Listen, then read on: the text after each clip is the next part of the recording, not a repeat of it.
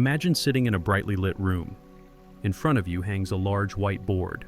On it are 4 lines, one reference line on the left and 3 comparison lines labeled A, B, and C.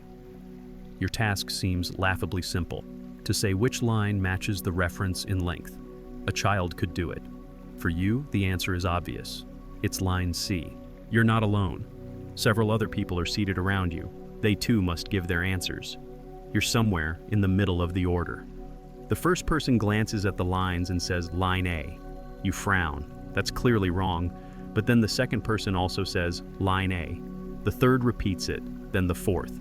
Each one confidently choosing the same answer you know to be false. Now it's your turn. Your heart begins to race. You still see line C, but everyone else has said A. A ridiculous situation, yet you feel a powerful tension pressing down on you. Will you speak the truth and risk being the only one to stand apart? Or will you conform to the group even when every fiber of your being insists they are wrong? This was precisely the scenario created by psychologist Solomon Asch in the 1950s. His subjects believed they were taking part in a simple vision test. In reality, the other participants were actors, deliberately giving incorrect answers. The true experiment was not about perception, but about conformity. Would people trust their own eyes, or would they surrender to the voice of the crowd? The results shook psychology. About 3/4 of participants conformed at least once, giving an answer they knew was wrong. Some caved almost every time. Only a minority consistently trusted their own perception. Why would people do this? The Asch experiment exposed something unsettling. The fear of being different is greater than the fear of being wrong. Belonging matters more than truth.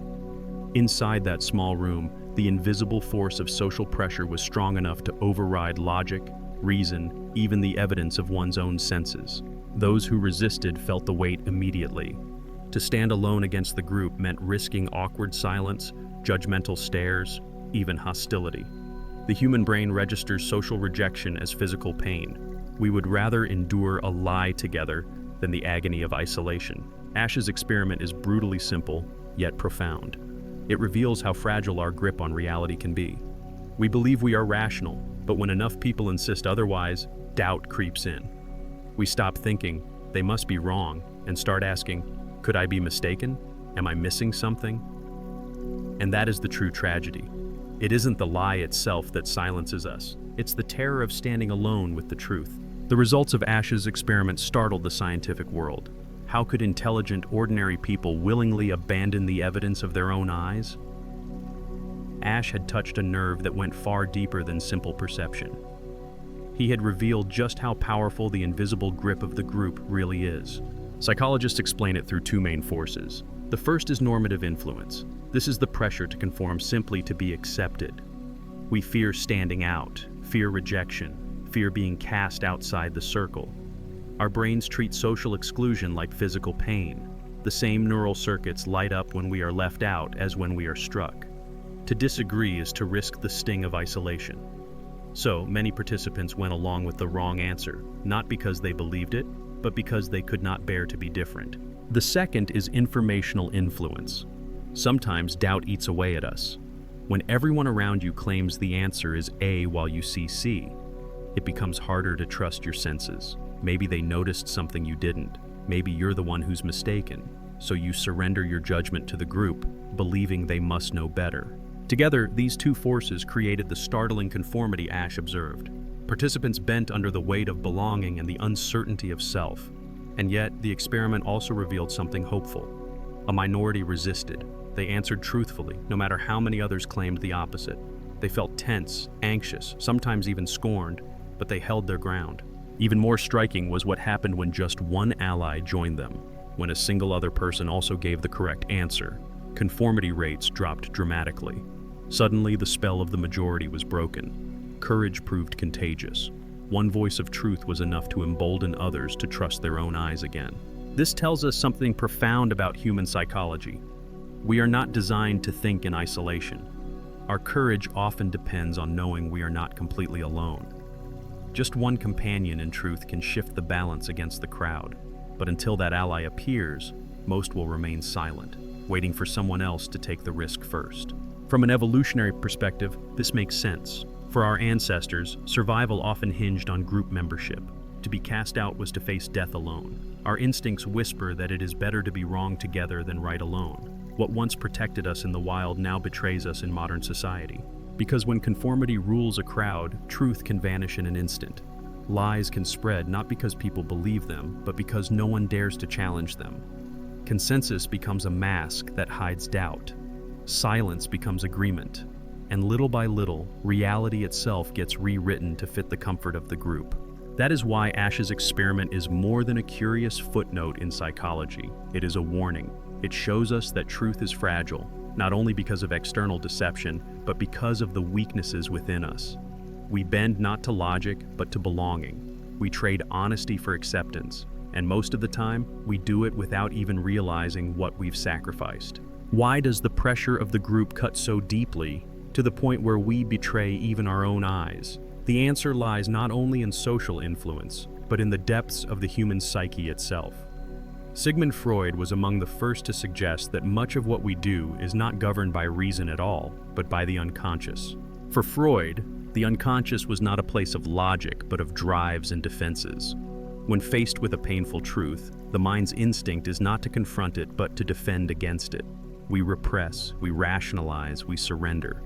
A lie that grants safety feels easier to bear than a truth that leaves us exposed and alone. Carl Gustav Jung took this further. He argued that beneath our individual unconscious lies something deeper, the collective unconscious.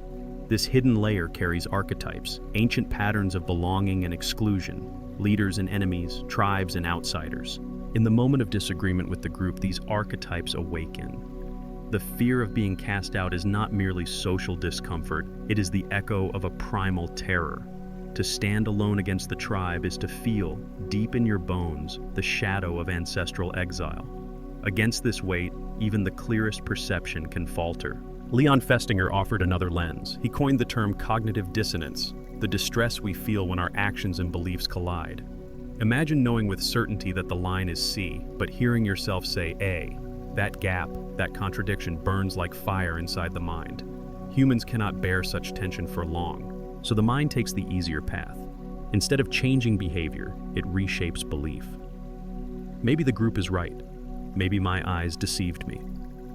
In this way, we rewrite reality to reduce discomfort. We turn the unbearable into something bearable, even if it means betraying ourselves. What is so striking is how natural this process feels.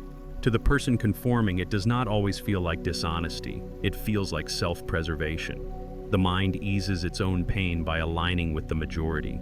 The lie becomes a kind of truth, not because it is accurate, but because it restores inner peace. But that peace comes at a terrible cost, the erosion of integrity. This is why Asch's experiment is so haunting. It shows us that the battle is not just external. It is not simply the group against the individual. It is the individual against himself. Within each participant was a war between what they saw, what they feared, and what they could endure. And for most, the need to silence that inner conflict outweighed the call of truth. Freud would have said the mind is deploying its defenses to avoid pain. Jung would have said the archetype of exile overpowers reason.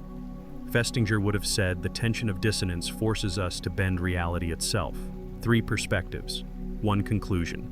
We are not seekers of truth nearly as much as we are architects of illusions that help us survive. And so, the lines on the board become more than a test of vision. They become a mirror, reflecting the deepest mechanisms of the human soul. What the Asch experiment revealed is not just a quirk of group behavior. It is a glimpse of the machinery inside us, forever pushing us towards safety, even if that safety means abandoning reality itself. When we look back at the Asch experiment today, it feels almost prophetic. A handful of lines on a board revealed just how fragile our loyalty to truth can be. What Asch tested in a small room now plays out on a global stage. We are all living inside an expanded version of his experiment, only the actors are no longer a few people around a table. They are billions of voices amplified through our screens. Social media has become the new laboratory of conformity.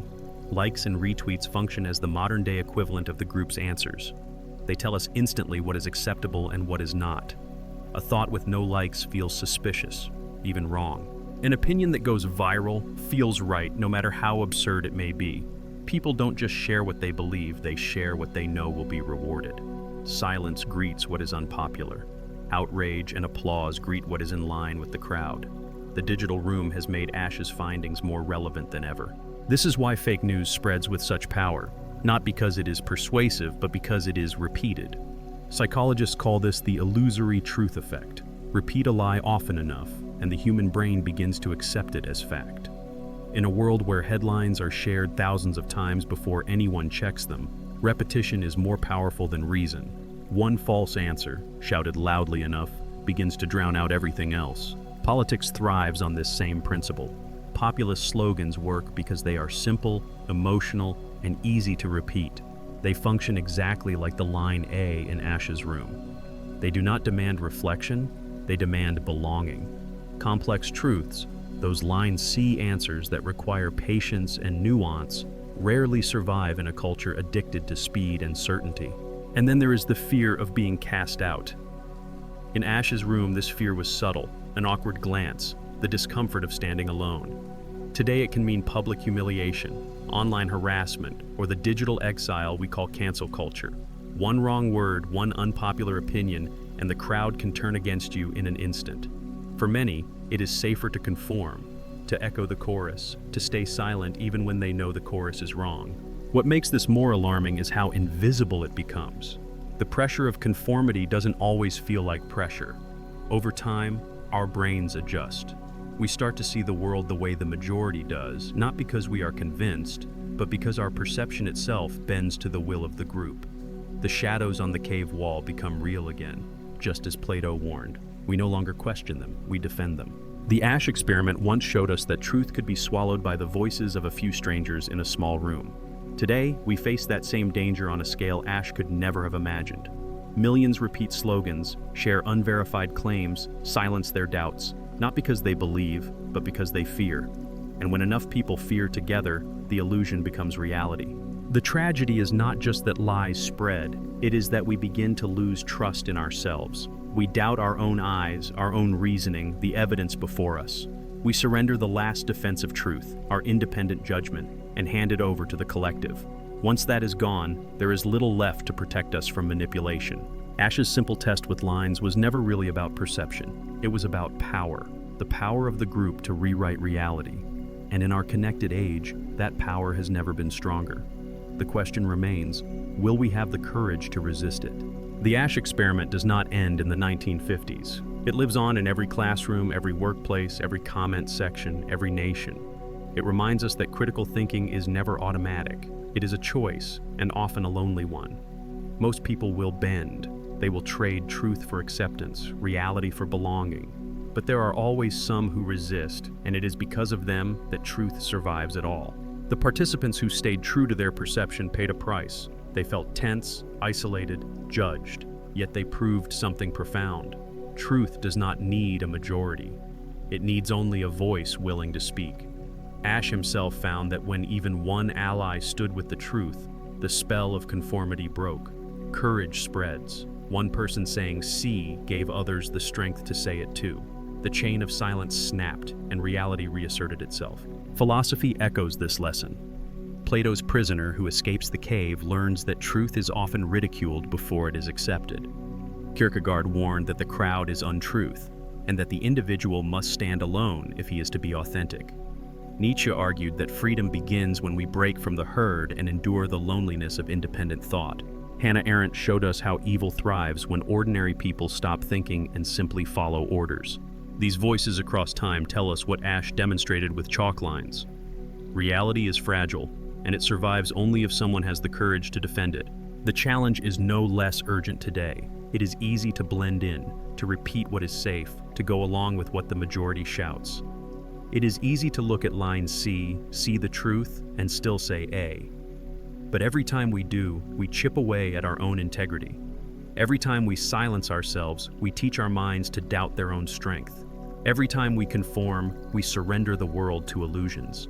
Yet there is hope in the smallest act of defiance. It does not take a revolution. It does not take millions. It takes one voice, steady and unyielding, to remind others of what they already know. One person can give permission for countless others to think again, to trust themselves, to see clearly. That is the hidden power of resistance. It multiplies. The Asch Experiment is more than a study in psychology. It is a mirror held up to humanity. It shows us our weakness, yes, but also our possibility.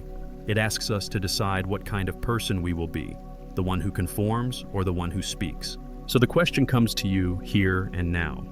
When you are surrounded by voices repeating what you know to be false, will you remain silent?